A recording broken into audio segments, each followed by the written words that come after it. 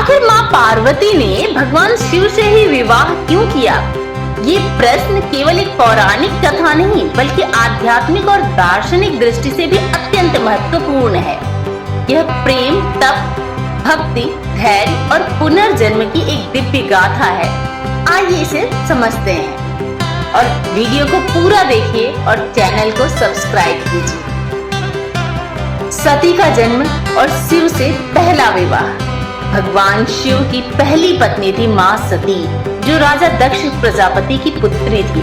सती ने तप करके शिव को पति के रूप में प्राप्त किया था और वो शिव जी से अत्यंत प्रेम करती थी। लेकिन राजा दक्ष को शिव जी का वैराग्य, उनका औघड़ जीवन और अघोरी रूप पसंद न था। उन्होंने यज्ञ में शिव जी को निमंत्रण नहीं दिया। फिर भी सती वहां गई, लेकिन पिता के शिव विरोधी शब्द सुनकर आत्मदाह कर लिया। इससे दुखी होकर शिव जी ने वीरभद्र को उत्पन्न किया और यज्ञ को विध्वंस कर दिया। फिर वे गहन तपस्या में लीन हो गए सती वियोग में। अब सती का पुनर्जन्म होता है माँ पार्वती के रूप में। सती ने पुनर्जन्म लिया हिमवान और मैना देवी की पुत्री के रूप में और इस जन्म में वे पार्वती कहलाई। जन्म से ही भगवान शिव से विवाह करने की इच्छा रखती थी, क्योंकि उन्हें पूर्व जन्म की स्मृति थी। नारद जी ने पुष्टि की कि वही पूर्व जन्म की सती हैं और उनका उद्देश्य शिव से विवाह करना है।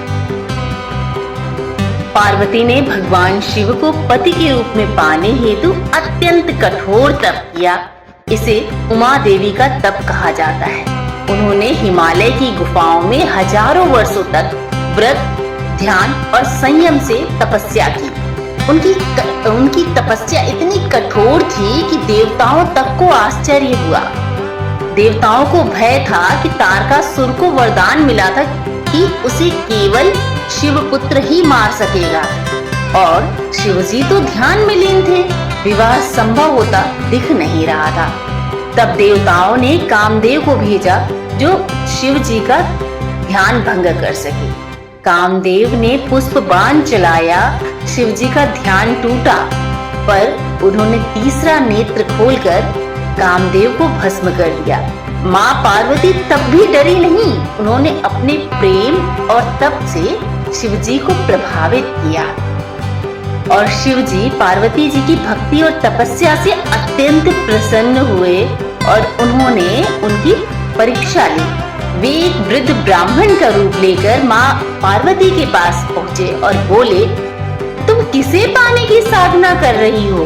वह शिव तो अघोरी है, शव साधक है, जटाजूटधारी है, उसका घर भी नहीं और वो तुम्हारे तो बिल्कुल भी योग्य नहीं। माता ने नम्रता से जवाब दिया, आप जो भी कहें, पर मेरे लिए शिव ही सर्वस्व है। वही मेरे ईश्वर, गुरु, पिता और पति हैं। उनकी निष्ठा देखकर शिवजी ने अपना दिव्य रूप प्रकट किया और विवाह का प्रस्ताव स्वीकार किया। शिवजी ने भव्य बारात के साथ विवाह किया, लेकिन बारात में भूत, प्रेत, नाग, गण, गंधर्व सभी शामिल थे। पार्वती की माता ने बारात देकर मूर्छा खा ली, पर शिव ने उन्हें भी विश्वास दिलाया।